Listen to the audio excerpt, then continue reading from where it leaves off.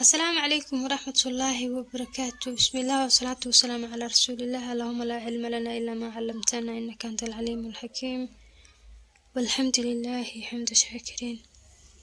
والله قالي جاي كحيل channel كنا كنا وذا هذا من البروجكتان هدي إلهي كرال نقضه وعن وقال كنا وهذا دونا آيات قرآن وحجر سدح ريموت أو إلهي ليهي سدح ذا السماية markaas ayaad naxariisteyda u dhowdihiin inaad heshaane waaqiimu salaata wa aatu zakaata wa adiicu rasuula lacallakum turxamuun. salaada tukada, sakadana dhiiba, rasuulka sallallahu calayhi wasalamna raaca sunnadiisa, waxaad markaas u dhowdihiin in la idin naxariistee.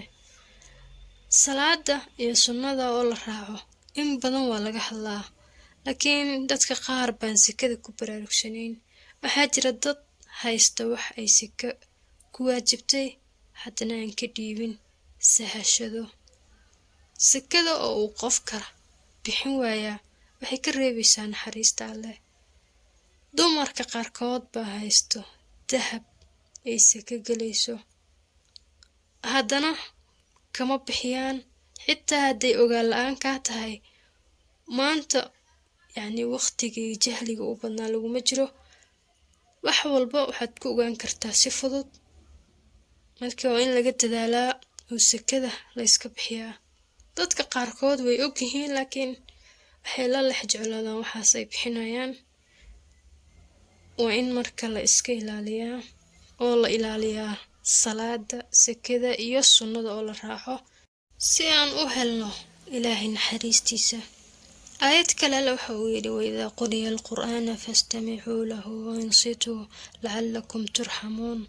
قرآن كمرك الأخرنا يدقيستو أو دكرارعيو حلي قاسو حدو دودهين إلا إذين نحرسته ميلاها مرك إله نحرستي سلوغو شاقا يودن وإن سيقاره لوغو فايديسته.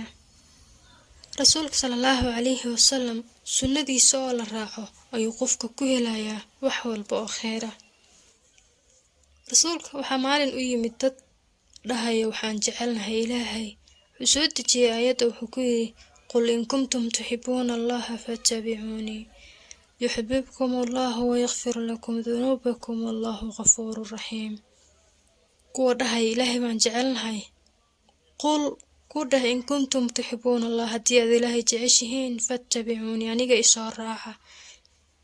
يحببكم الله إلهي وإذن جعلان ويغفر لكم ذنوبكم دنبيذيننا وإذن دافي والله غفور رحيم.